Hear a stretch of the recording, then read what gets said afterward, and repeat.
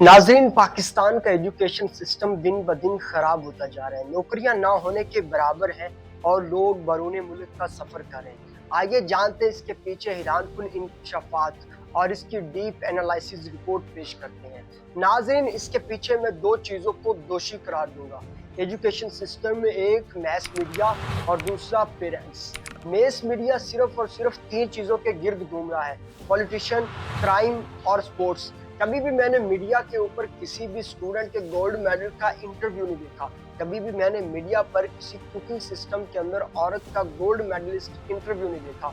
लोगों को एक ऐसी दलदल में फंसाया हुआ है जहाँ से लोगों का निकलना बेहद मुमकिन नजर आ रहा है।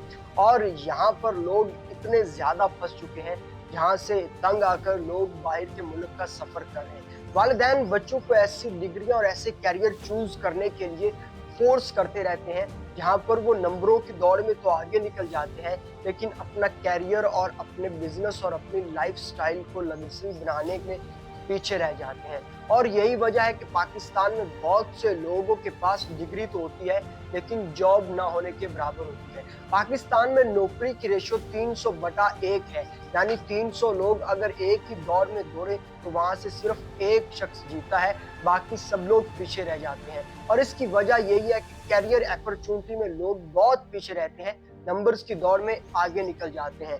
एक रिपोर्ट के मुताबिक ब्यूरो चीफ ऑफ अमेरिगेशन समा टीवी की रिपोर्ट के मुताबिक गुज़श्ता साल 7,38,127 लोग बैरून मुल्क नौकरियों के लिए गए। 5,695 लोग अकाउंटेंट के लिए, 10,503 बावर्ची के लिए, 3,795 डॉक्टरों के लिए और 5,946 इंजीनियरों के लिए, 1,640 नर्सिंग की नौकरियों के लिए और जिनमें एक साइड पर 1,725 टीचर्स भी शामिल थे। 1,03,718 लोग ड्राइवर की जॉब के लिए बैरून मुमालिक गए और वहां पर जाकर नौकरी हासिल की।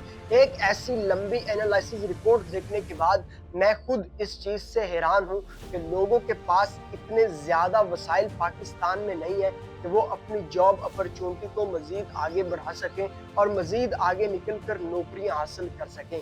दरअसल पेरेंट्स को मैं इसीलिए फोर्स कर रहा हूँ क्योंकि वो अपने बच्चों को एक ऐसी दौर में दुलाते हैं कि उनके सामने 2 से 3 कैरियर रखते हैं। कभी कहते हैं इंजीनियरिंग, मेडिकल या आईटी की फील्ड में जाओ।